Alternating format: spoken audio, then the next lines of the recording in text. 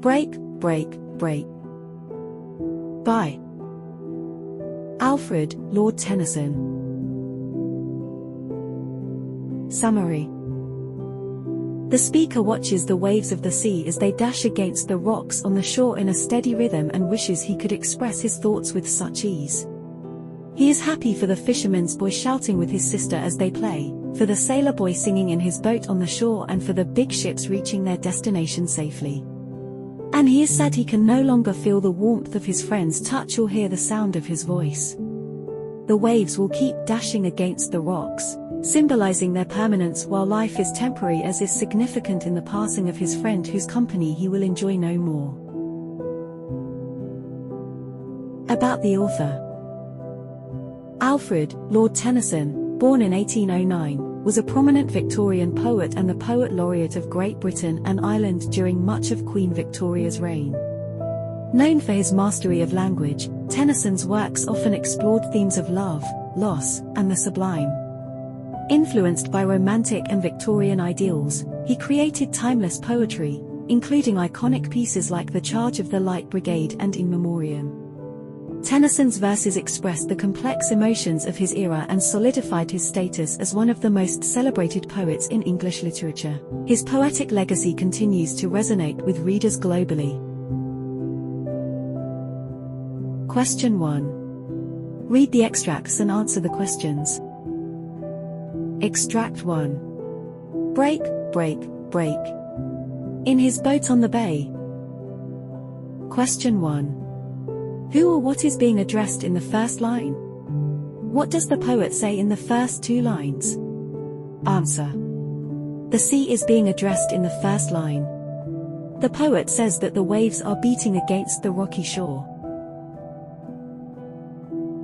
Question 2. In the first stanza, what does the speaker wish he could do? What does it say about his state of mind? Answer. In the first stanza, the speaker wishes that he could speak out loud the thoughts that come to his mind. This shows that he was feeling overwhelmed and upset. His mind was so full of difficult emotions that he wanted to express them and feel better, but he could not. Question 3.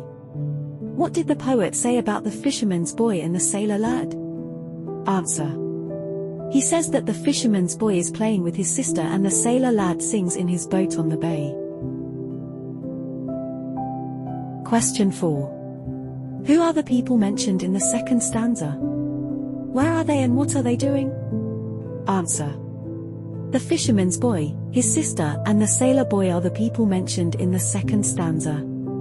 The fisherman's children are playing on the shore. The sailor boy is singing and sailing a boat on the bay. Question 5. This poem uses personification in the first stanza. Which thing is given human qualities and how? Answer. In the first stanza, the sea has been given human qualities. The speaker addresses the sea directly, as he would address a person, and asks the sea to break on its cold grey stones, as if the breaking of the sea waves on the shore is like an action performed by a human being. Extract 2. And the stately ships go on. Will never come back to me. Question 1. What does the speaker mention that has remained unchanged? What has changed? Answer. The speaker mentions that the stately ships sail away to their destinations as before. That scene has remained unchanged. What has changed is that the speaker's beloved friend is no more, so the speaker can no longer hold his hand or hear his voice. Question 2. Will never come back to me. What will never come back to the speaker? Why? Answer.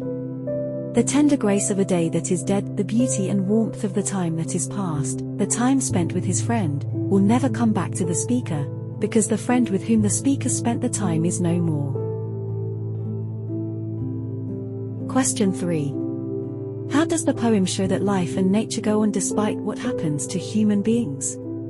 Answer. The speaker is mourning the death of his friend. He is deeply sad, but he cannot express his sorrow. He misses his friend's company and his voice and knows that the time spent with his friend will never return. Yet he sees that the sea waves crash on the shore as always, children play and sing and sail as before, unaffected by his sorrow. Ships sail on. Nothing beyond his own life stops or changes because of his sorrow. Thus life and nature go on despite what happens to human beings.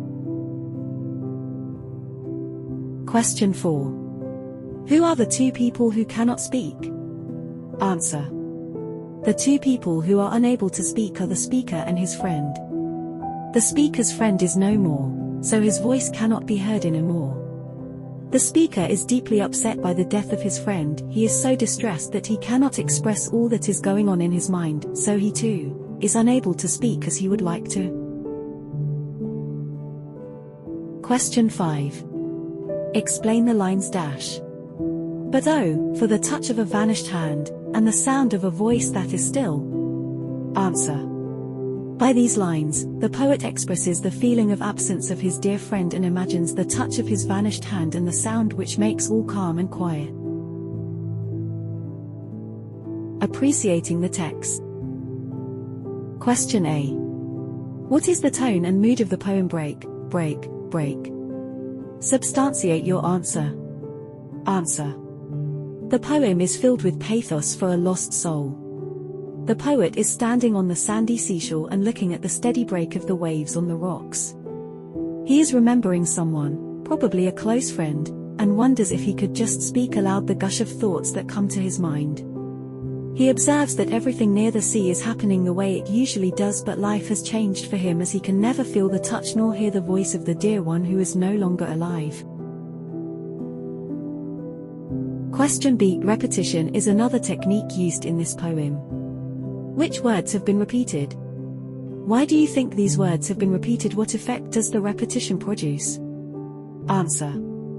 The words repeated in this poem are break, break, break, oh sea and oh, well, for the first set of words have been repeated to show the speaker's helplessness and hopelessness as he asks the sea to keep breaking its waves on the shore.